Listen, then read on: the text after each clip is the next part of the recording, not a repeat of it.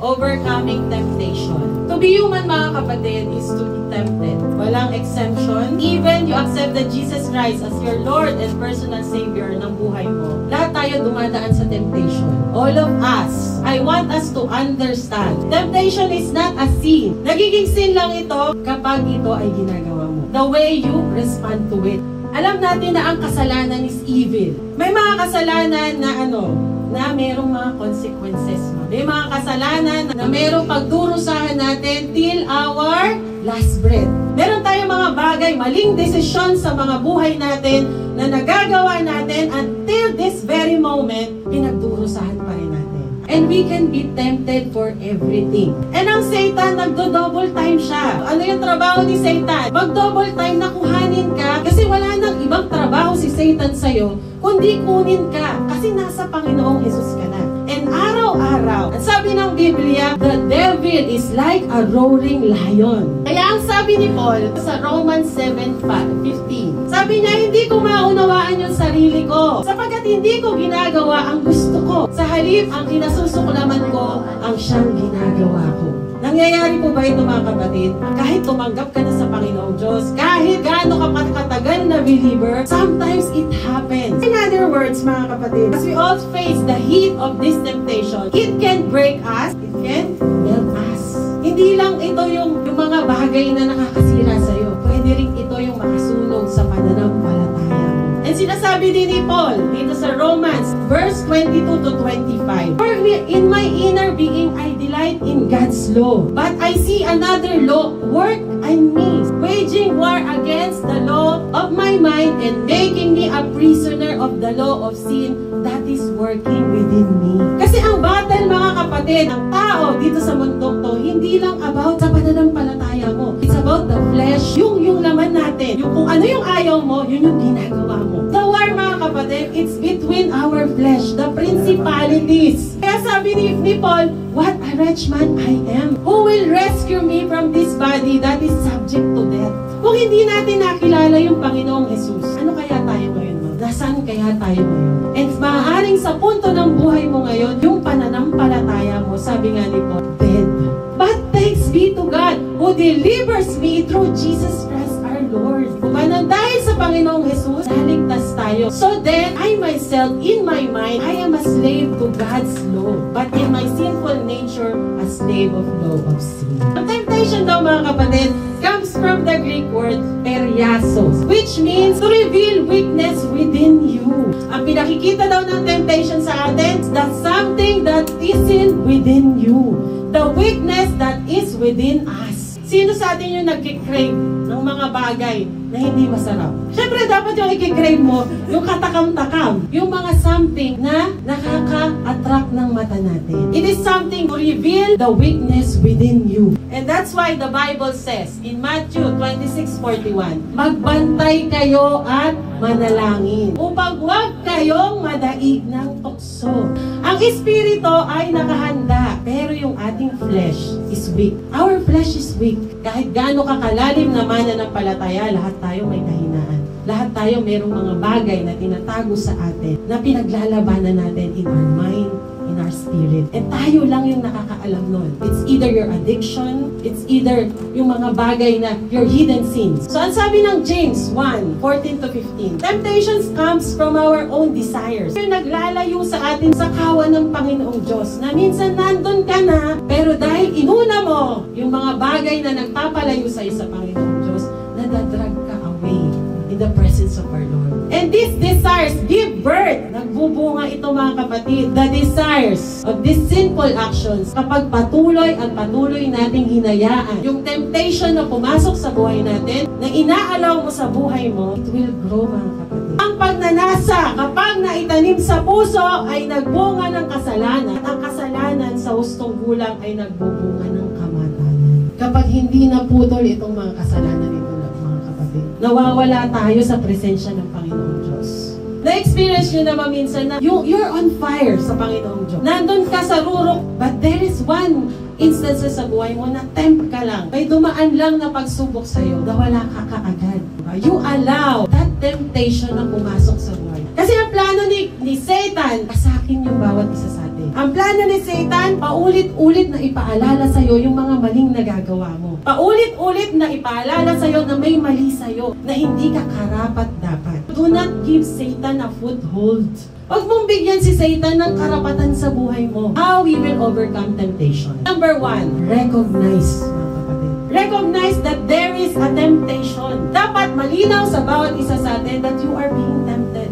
Ano yung sabi dito? Verse 9, Joseph said, "How then I could do such wicked things against my God?" We must recognize that sin has cost. Dapat malinaw sa ating mga Kristiyano, nag-dive in tayo dito sa temptation na to, merong cost na katapat.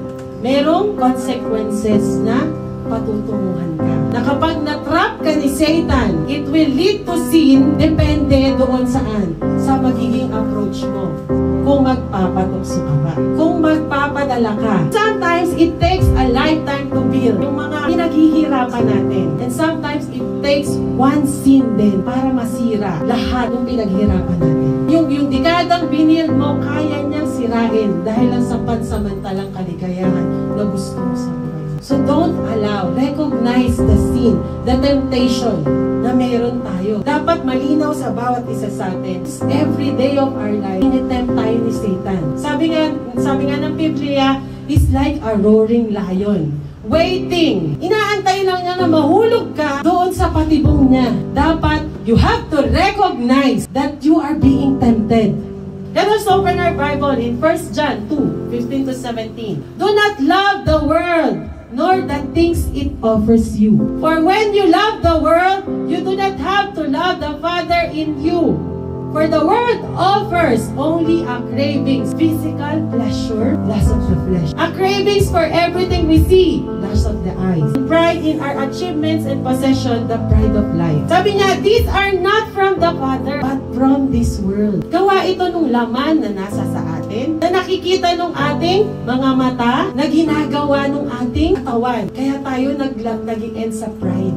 But anyone who does what pleases God will live forever. Number 2, we have to resist. And ang sabi ng Genesis 39:7-10, and after a while, his master's wife took notice of Joseph and said, "Come to bed with me." Ano yung response ni Joseph sa kanya? He resists. Joseph recognized that he was being tempted. Kaya he refused. Araw-araw, tinitempt siya nitong asawa ni Potiphar. And imagine mga kapatid, all of us is the same boat. Meron tayong mga bagay. Diba? Merong mga bagay sa buhay natin na ginagawa ng Satan sa buhay natin. But are we refusing it? Do we resist it? Do we recognize na temptation ba to? Yeah. Day after day, mga kapatid, we are experiencing. Pero ang sabi ng Biblia, we have to recognize. And when you recognize, you have to resist. Ang sabi ng James 4:7, submit yourselves then to God. Resist the devil. Sometimes, madali sa atin tumalon sa mga temptation na to kasi hindi natin alam yung tamang season. Hindi natin nauunawaan kung paano ba tayo binili ng Panginoong Diyos. Hindi natin nauunawaan kung paano ba naghirap ang Panginoong Diyos para sa'yo, para sa akin, para magkaroon ka ng kaligtasan. It's easy for us to jump kasi hindi mo nauunawaan yung pagmamahal ng Diyos sa'yo. You have to recognize that you are bought for a price. That you are bought with a cost. Nabinili ka ng Diyos sa pamamagitan ng blood niya. Ano ba yung trabaho ni Satan sa buhay mo? To snatch you away sa kawan ng Panginoong Diyos. Number 3, we have to run. Kung hindi kaya ni Satan na tanggalin ka dyan, na paulit-ulit kanyang niloloko, sabi niyan, you have to run. And ang sabi ng Genesis 39:11-12, one day he went into the house to attend to his duties and none of the household servant was inside. Sabi ng verse 12, she caught him by his cloak and said, "Come to bed with me." But he left his cloak with her hand and ran out of the house. Sa tingin natin mga kapatid, bakit tumakbo si Joseph? Kasi kung hindi siya tatakbo, alam niya, pwede na siyang mahulog sa pagkakasala. That's why he ran. And sometimes, anong ginagawa natin? It's the other way around. Mas binabagalan mo pa. Kasi sabi nga kanina, resist the devil, so he will flee from you. Pero tayo mga tao, anong ginagawa natin?